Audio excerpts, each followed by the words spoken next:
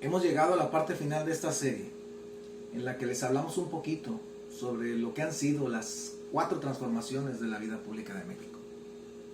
Hoy les explicaremos qué es la 4ª transformación, la revolución de las conciencias, datada el 1 de julio de 2018, con las que fueron en su momento las elecciones más grandes de la historia de México y que permitieron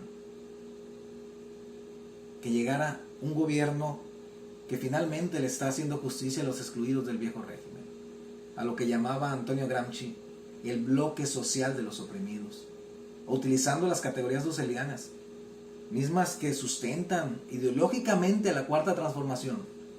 Se le está haciendo justicia al pueblo de México.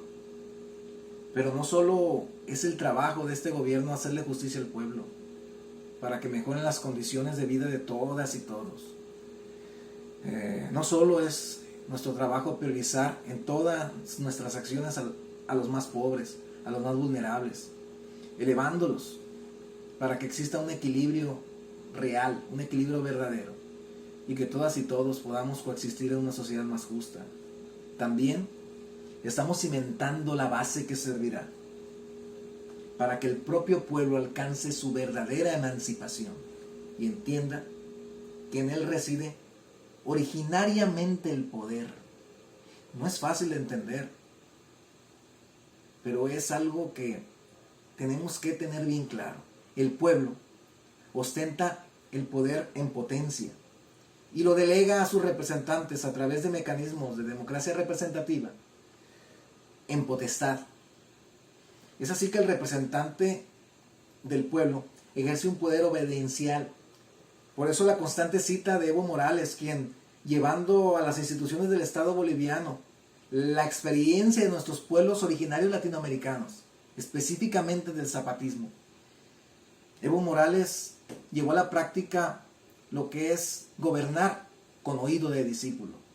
Esa es la raíz de la frase del presidente, el licenciado Andrés Manuel López Obrador. El poder solo tiene sentido y se convierte en virtud cuando se pone al servicio de los demás. Es un cambio de paradigma, un cambio de régimen.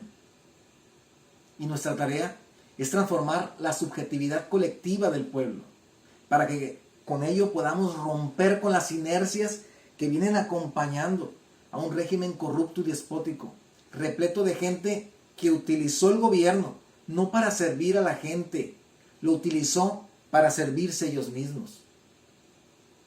Así se gobernaba en el viejo régimen. El Estado funcionaba como un aparato administrativo al servicio de unos cuantos, al servicio de una cúpula, al servicio de lo que el presidente siempre ha llamado la mafia del poder. En cambio, este nuevo régimen, el de la 4ª transformación, el Estado finalmente defiende el interés público y gobierna para todas y todos. Por eso hablamos de una nueva forma de hacer política, donde debe de predominar las personas que hacemos política por vocación, no por profesión. Y voy a retomar a la diputada Francisca Abelló, la diputada de Sinaloa, que cuando se refiere a los tipos de políticos, nos dice que quien es político por vocación busca cualquier oportunidad para servir, como diácono. En cambio, cuando el político lo es por profesión, buscará la forma de permanecer en el gobierno, brincando de puesto en puesto, para vivir del sistema, cual si fuera un parásito. Y ese tipo de político tiene demasiado apego al poder, o mejor dicho, al falso poder que genera un encargo, que no es lo mismo que cargo. Ese político está corrupto, se ha vuelto autorreferente, se ha fetichizado. Busca servirse del poder, no servir a los demás. No entienden que esto es tal cual nos enseña el doctor Dussel. El poder es servicio y no privilegio, es responsabilidad y no riqueza. Es una nueva subjetividad. Y esto implica practicar el amor al prójimo. El amar al prójimo como a ti mismo, porque él es como tú. De allí se deriva el verdadero amor, compañeras y compañeros, que se manifiesta cuando realizamos nuestras acciones sin esperar nada a cambio, haciendo el bien, porque simplemente es lo correcto, o como dice el presidente, debemos hacer el bien sin mirar a quién. Pero no es fácil. Miren, fueron 36 años en los que predominó un modelo neoliberal que mercantilizó cada aspecto de la vida. Este modelo fomentó el individualismo, fomentó el egoísmo, la búsqueda del éxito personal, el triunfar a toda costa sin ninguna clase de escrúpulos, sin importar el daño que puedas causar a los demás. El neoliberalismo se incrustó en un nivel cultural, deteriorando el tejido social y sometiéndonos a un proceso de descomposición que trajo como consecuencia la pérdida de valores morales y espirituales, de valores culturales. Trajo como consecuencia violencia, inseguridad, pobreza y marginación. Este deterioro es producto del neoliberalismo. Tenemos que ser bien claros.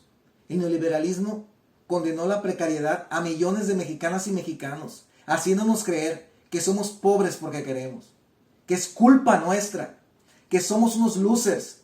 Y en esa tesitura pretenden que anhelemos una vida exitosa de acuerdo a sus estándares de éxito. Y para alcanzarlo, nos refugiemos en los libros de autoayuda, cuando la única autoayuda que sirve es la autoayuda colectiva. Por eso hoy se habla de una ética de principios y no de valores, de una ética para la transformación de México, que vaya a la raíz, que parta del reconocimiento de la dignidad de las personas y del respeto a sus derechos humanos, rompiendo con ese paradigma neoliberal que ponía en primer lugar el aumento de la tasa de ganancia, sin importar que con ello se condenara a millones de mexicanas y mexicanos, que se destruyeran sus seguridades, sus certezas, sus mínimos de bienestar y sus expectativas de futuro. Y como lo ha señalado el presidente, un cambio de régimen solo se logra si la gente está consciente de la realidad en la que vive y está dispuesta a transformarla. Eso ocurrió el 1 de julio de 2018. Logramos tocar los corazones de millones de personas. Lo hicimos a pie de calle, casa por casa, generando esa conciencia colectiva que impulsó a un pueblo que había dejado de creer en sí mismo y en sus propias posibilidades a votar por el cambio verdadero.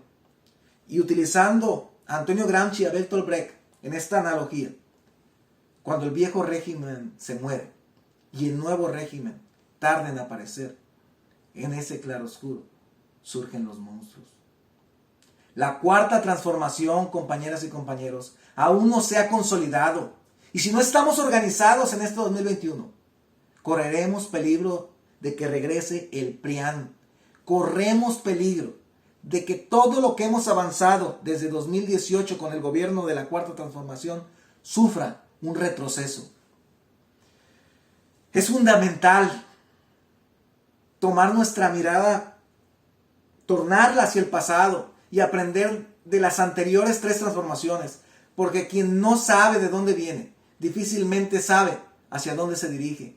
De allí la trascendencia de aprender de los errores, de las buenas experiencias, de quienes fueron condenados al olvido y merecen que se les haga justicia, para que con ello nos ayudemos entre todas y todos a construir un mejor futuro. Y para finalizar, les dejo una cita del presidente y espero que sirva para la reflexión colectiva. Debemos contar con todo un pueblo enterado y dispuesto a ser dueño y constructor de su propio destino. Y esto exige una labor educativa, una campaña permanente de concientización colectiva. La cuarta transformación es la revolución de las conciencias. No perdamos eso de vista. Y hagamos nuestra parte. Apoyemos a nuestro líder, al presidente, al licenciado Andrés Manuel López Obrador, porque como bien dice el doctor Enrique Dussel, no se gana una batalla con un general sin ejército. Si el general se queda sin ejército, no podrá gobernar. Y esto es lo que quieren hacer con el presidente. El ejército es Morena. Hay que abrir los ojos. Hay que defender los derechos de la colectividad, los derechos del pueblo de México.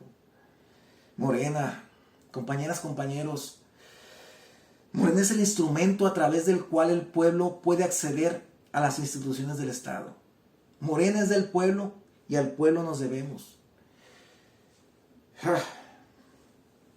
Es tan sencillo, con el pueblo todo, sin el pueblo nada.